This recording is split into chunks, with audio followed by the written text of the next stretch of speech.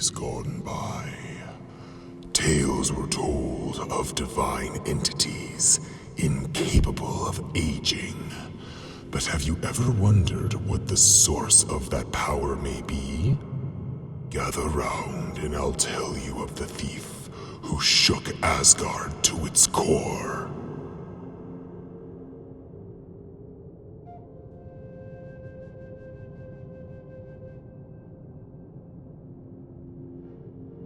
On a foggy night in the desolate mountains, Odin, Loki, and Heinir found themselves traveling. They came across a herd of oxen. Hunger overcame the trio, which robbed a cow of its life. But then, as the trio put the ox on the flame, they realized that the ox wouldn't cook.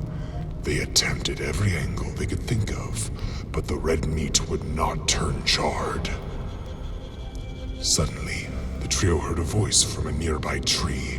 They realized it was an eagle. With a sly voice, the bird said it was he who laid the magic on the ox so it would not cook. However, if the gods would share a meal with him, then he'll undo the spell. It was a surreal moment, as even Odin, despite his knowledge, was unaware of this magic, let alone how to lift it. So it was with great annoyance that the trio accepted the eagle's request. The eagle lifted the spell and dived down, taking the tastiest section of the ox. Loki, having been angered for being tricked, grasped a branch and attacked the bird. Suddenly, in the blink of an eye, the eagle soared into the sky, pulling both the branch and Loki with him. Dangling from the air, Loki looked upon the ground, horrified by the drop. The eagle revealed himself to be Thiazi, a giant who morphed into this bird form. It was then that Thiazi issued his second deal. He would let Loki live, but only if he brought the very source of the god's youth, the goddess Idun and her apples. Horrified by this deal, but even more horrified by the drop, Loki agreed.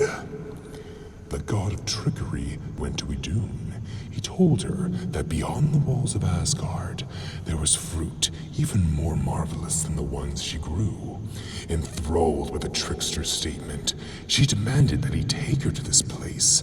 But before they left, Loki requested Idun brings her own fruit for comparison to the ones he found.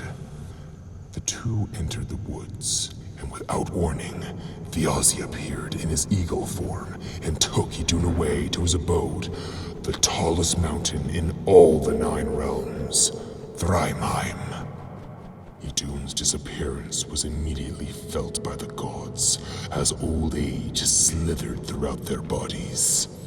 Upon realizing she was last seen with Loki, all the Aesir embarked on a hunt for the trickster and ultimately captured him.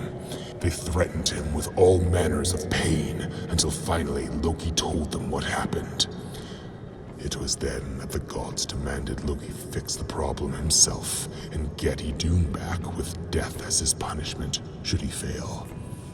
Freya lent Loki her hawk feathers so he could turn into a bird himself and travel to Jotunheim where the mountain was located. Loki arrived at Thiazi's house and realized the giant was not home. He found Idun, and before she knew what was happening, Loki transformed her into a nut and flew her back in his talons. Thiazi returned soon after and found the goddess missing. Taking on his eagle form, he soared through the air and charged straight for Loki. Thiazi proved relentless in his pursuit as he nearly captured the trickster at every turn as they flew across the cosmos. Then, as Loki got close to Asgard, the gods realized that Thiazi was giving chase, so they built a fire barrier around their realm. Thiazi managed to grasp Loki's back right as they went through the barrier. Loki went in first, and the gods closed the barrier on Thiazi, and in a single instant, he burned alive and vaporized into nothingness. Thus, Idun was returned, and the Aesir maintained their eternal youth.